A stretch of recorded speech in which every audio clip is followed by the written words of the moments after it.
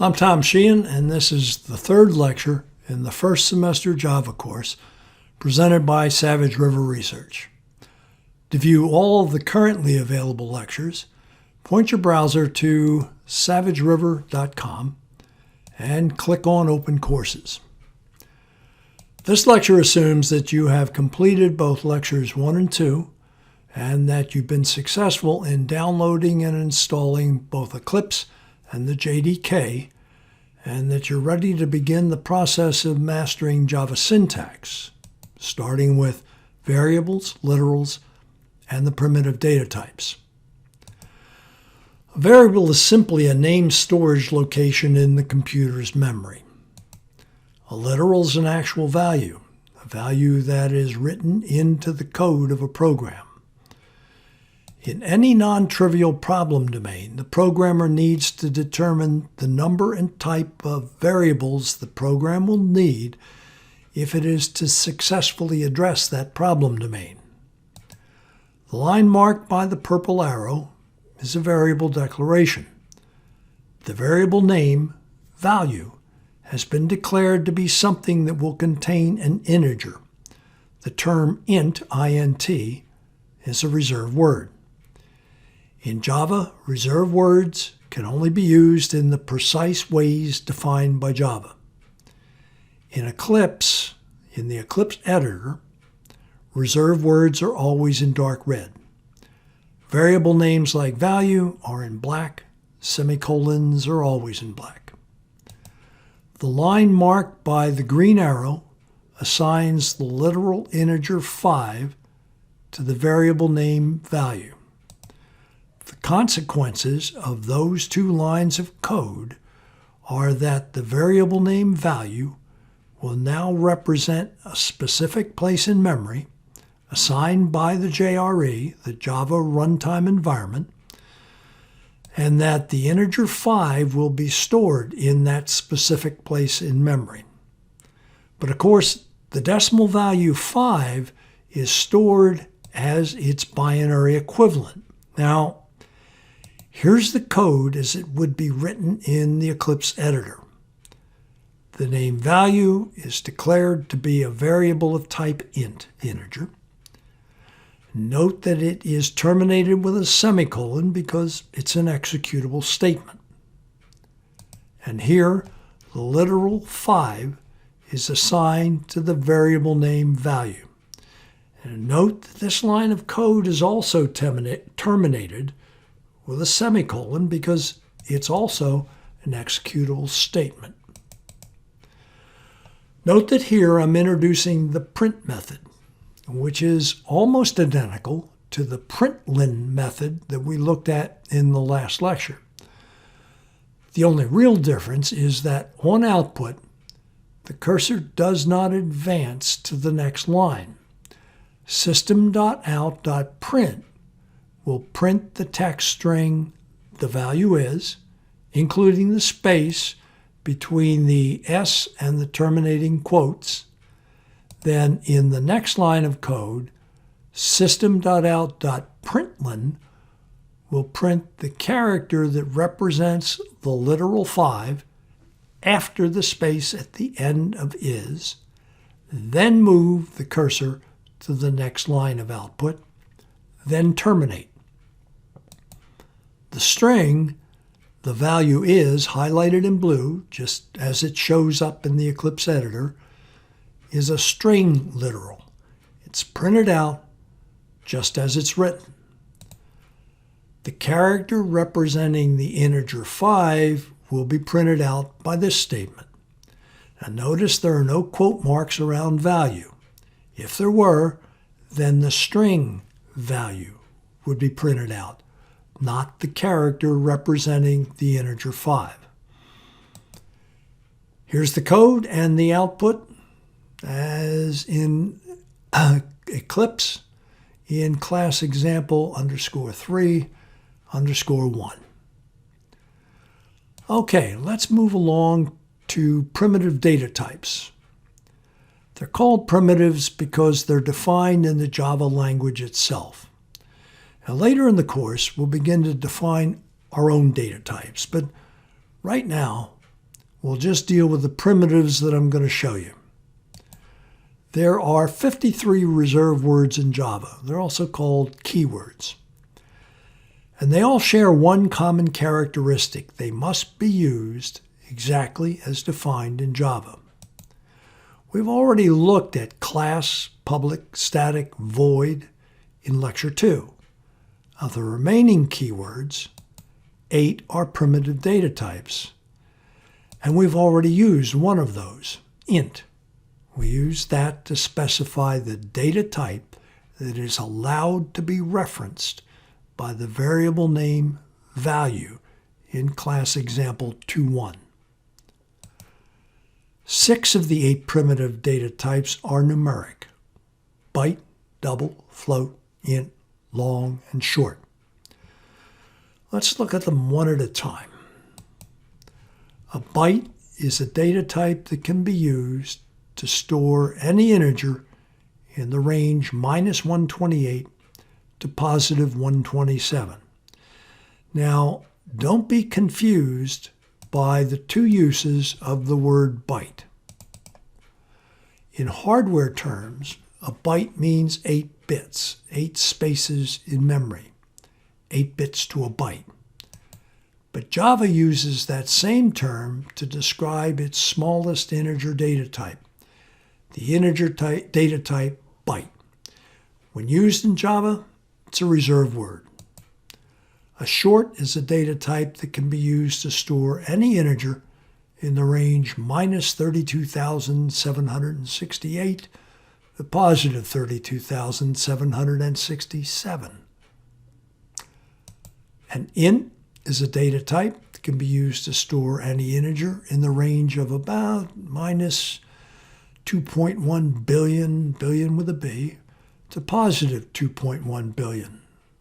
2.1 times 10 to the 9th power. A long is a data type that can be used to store any integer in the range of about -9.2 quintillion to +9.2 quintillion. That's 9.2 times 10 to the 18th power. And big numbers.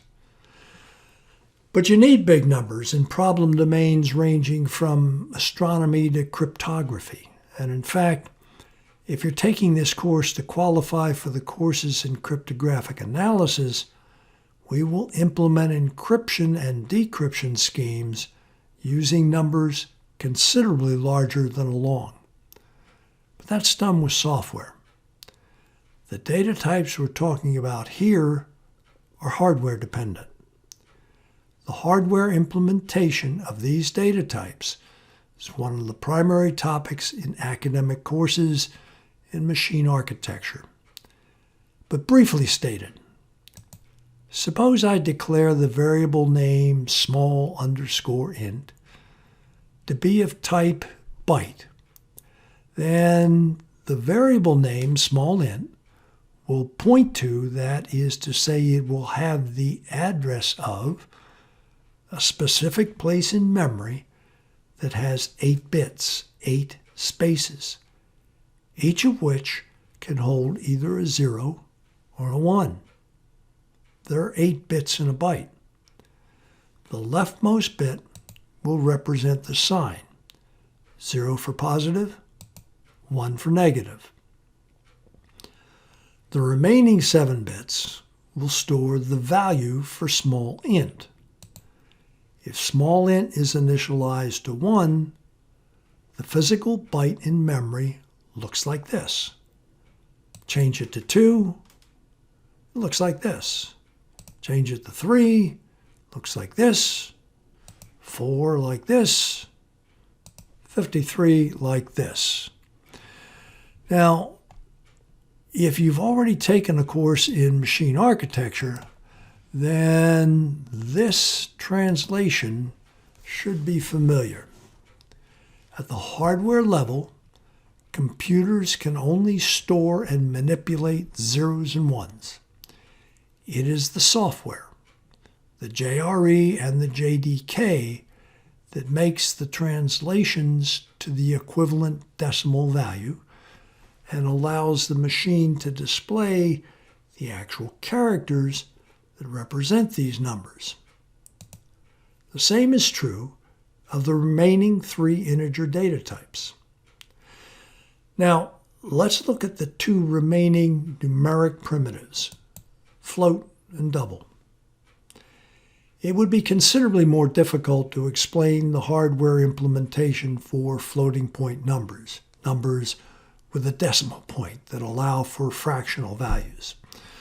So you're going to have to take a machine architecture course for that. But note that the same pattern shows with respect to the number of bytes allocated for the data type. Any variable of data type float occupies 4 bytes of memory. That's 32 bits. 8 bits to a byte, 4 bytes. 8 times 4 equals 32. 32 individual spaces in memory.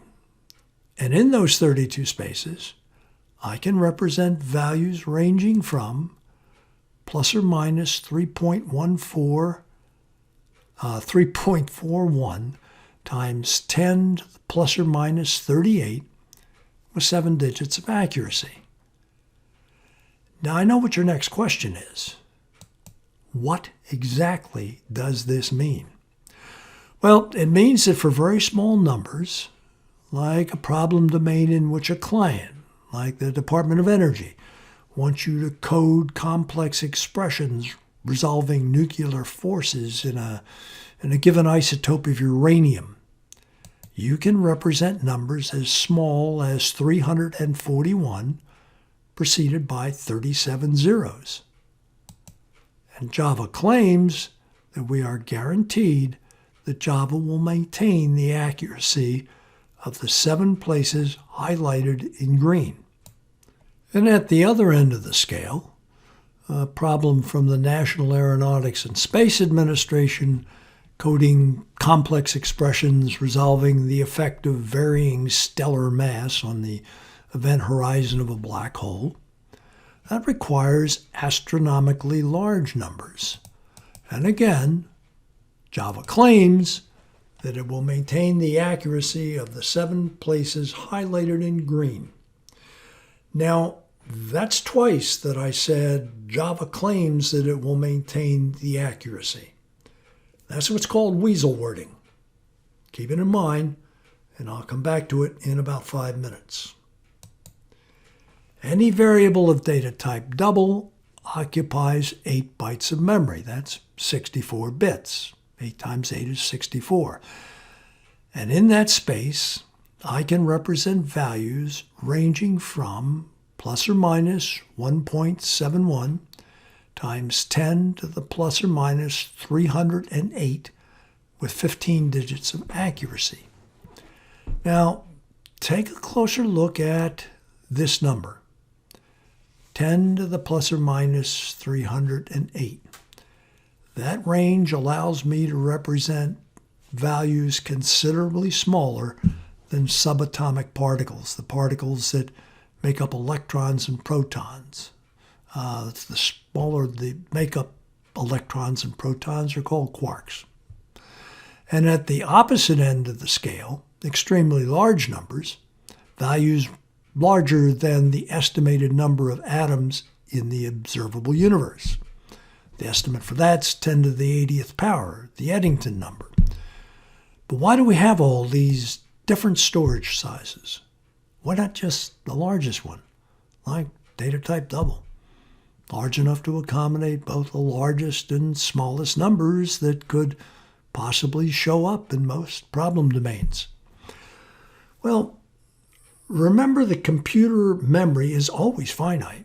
You may have 16 gigabytes of memory, but suppose you're trying to do a complex analysis of a large set of integers, say 3 billion integers, the typical requirement in large-scale data analytics.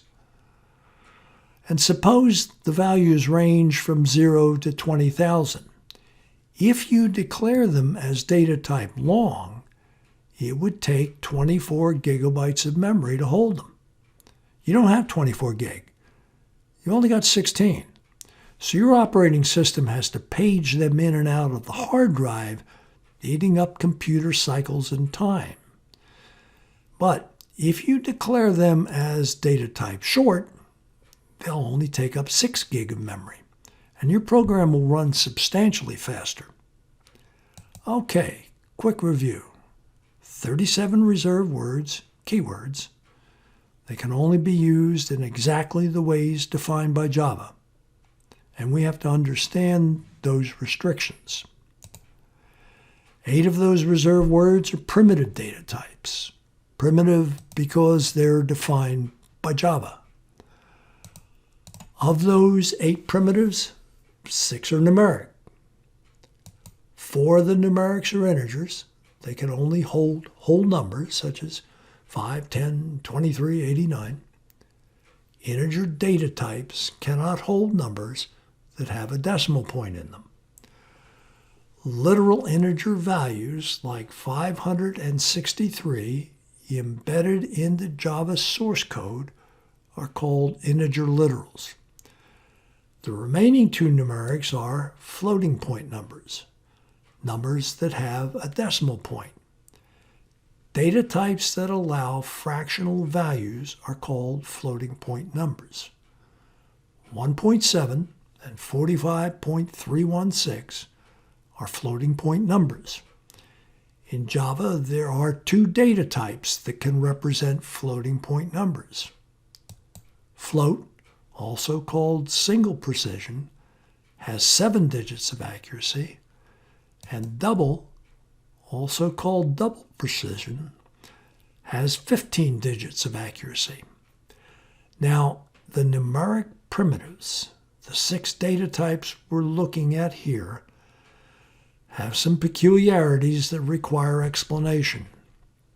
And I'll start with float and double.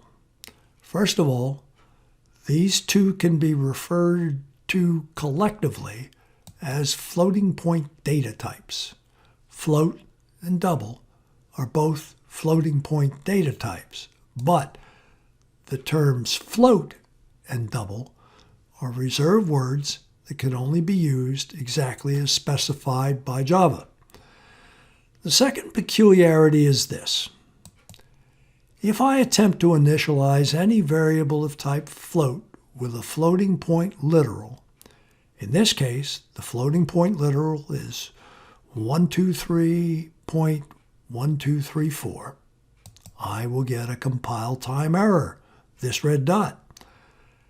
And the cause of that error will be underlined with a squiggly red line. And if I place my cursor on that error flag, Eclipse will display the error message, type mismatch, cannot convert from double to float. The reason is that any literal numerical value written with a decimal is, by default, data type double. A literal of data type double by default takes up 8 bytes of space, but a variable of type float only has 4 bytes of space. When I declare x to be a variable name of type float, x is assigned 4 bytes of space. Any floating point literal that I write here, any number with a decimal point, no matter how small, will be assigned 8 bytes of space by default, and it won't fit.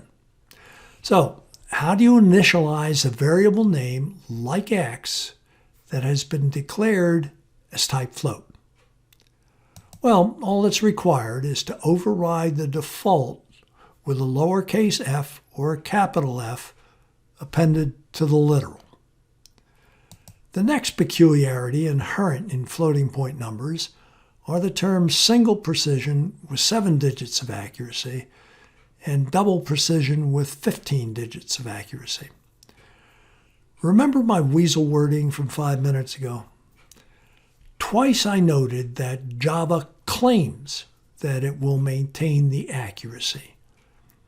But if your problem domain requires some specific numerical accuracy, and many real-world problems do, you need to understand exactly what these terms mean.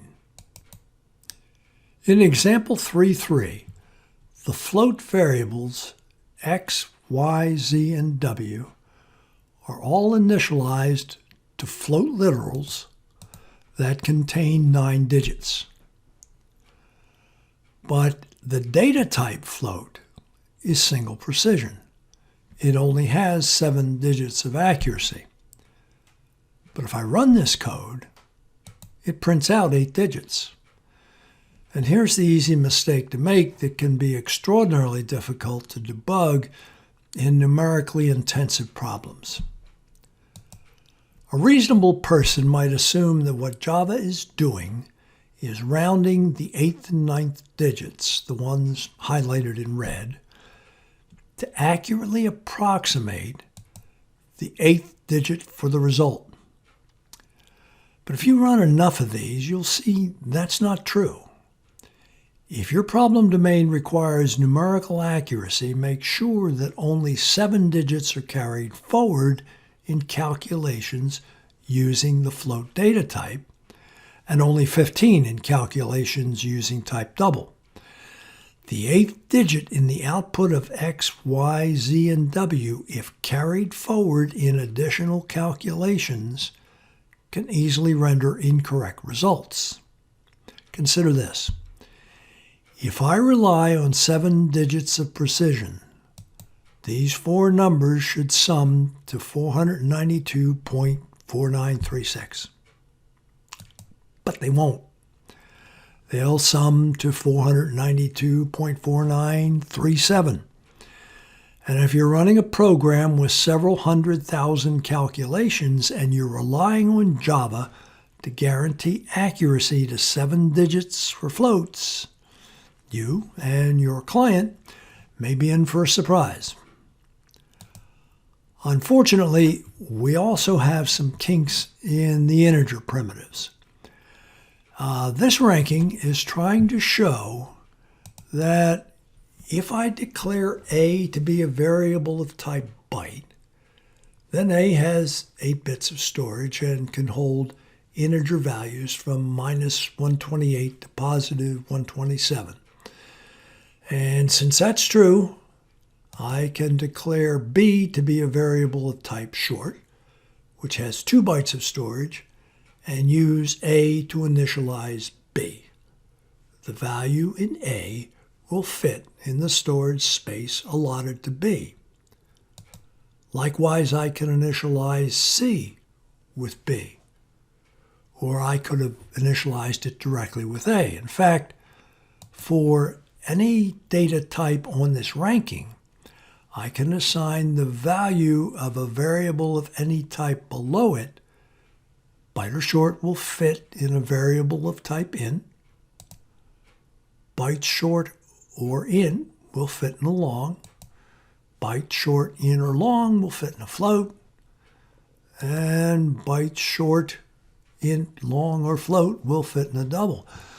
But notice the opposite is not true. You cannot simply assign d, a variable of type long, to c, a variable of type int, even though d was originally initialized by c right here. Any variable of type long requires 8 bytes of storage. Any variable of type int only has 4 bytes of storage. Notice the red flag. If I put my cursor there, I get the error message, type mismatch, cannot convert from long to int. Okay, 2 final quirks in the numeric primitives. A is a variable of type byte. It will hold integers in the range -128 to +127. So I can initialize it with the integer literal 127. But I cannot change that to 128. The binary representation of the decimal value 128 won't fit in 7 bits. There are 8 bits to a byte, But these are signed numbers, so Java has to use 1 bit to hold the sign. So let me change it back to 127 and declare B as a variable of type short, so it can hold values ranging from negative 32,768 to positive 32,767. And an analogous argument holds for data type int. However, when I try to initialize D, a variable of type long, with the maximum positive value for a long, we get an error. Why? Let me put a cursor on the error flag and look at the error message. The literal 922 big number of type int is out of range. This is a truly peculiar quirk. No literal can be written that is outside the range for an int unless I specify that the literal is a long by appending an L, upper or lower case, to the end of the literal. Now, this will still choke if I raise the least significant digit from a 7 to an 8. That number won't fit in 8 bytes. Now, for the final quirk in numeric data types, what will happen if I attempt to initialize a variable of type float, variable E, with a variable of type long, D, that has been initialized to the maximum value that can be held in data type long? Well, obviously the compiler isn't complaining, which is what we would expect, since the chart shows a long ranks below float, so a long should fit in a float. And apparently it does, since we don't have a compiler error. But a long takes up 8 bytes of storage, but a float has only 4 bytes available. So how is this possible? How are we cramming 8 bytes into a 4-byte space? Let's do what you always do when you're stumped. Run the code and see. See what a simple print line statement might produce. And the result shows that the operation simply truncates anything after the first 7 digits. Variable name E of data type float only keeps its established 7 digits of precision. And if we run similar code with a double variable, the result's analogous. Variable name F of data type double truncates anything after the first 15 digits. So, if you use a very large long to initialize a float or a double, you're going to lose some information to truncation, not rounding up or rounding down, just simple truncation. Now let's take a closer look at this notation. In Java, the default output with large floating point numbers, either float or double, is E notation, which is very similar to scientific notation. Remember that scientific notation simply moves the decimal point to the right of the most significant digit and maintains the number of decimal places moved with a power of 10. E notation simply maintains that place movement with a capital E, followed by the number of places moved, plus or minus. Okay, we're done with the numeric primitives. Let's move to Boolean and char. The Java Boolean data type has only 2 possible values, true or false, and the value of a Boolean variable may only be copied into another Boolean variable. The Java char data type provides access to single characters. Char literals are enclosed in single quote marks like those shown here, but this one, \n, requires a little more explanation. Now, pause your video. Take a moment, read the code in example 2.1. Do you see how it produced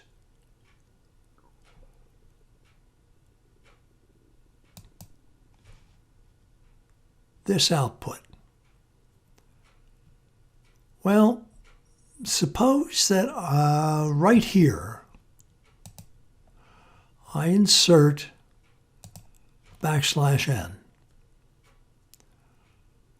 What's the output going to look like? Pause the video, take a second, think it over.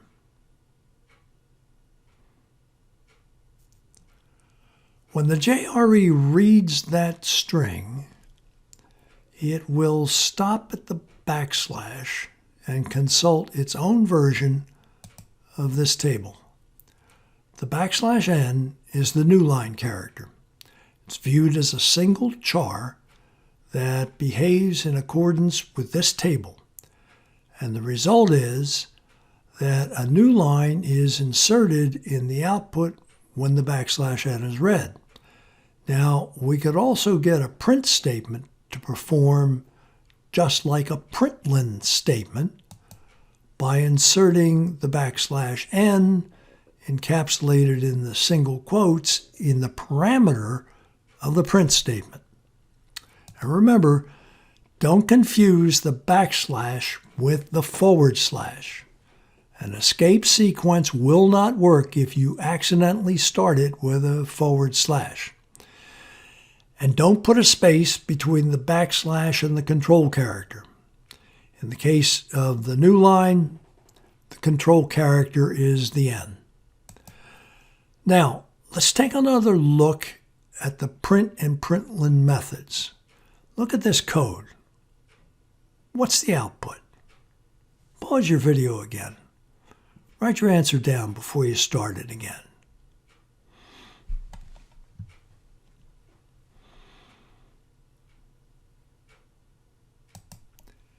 Here it is.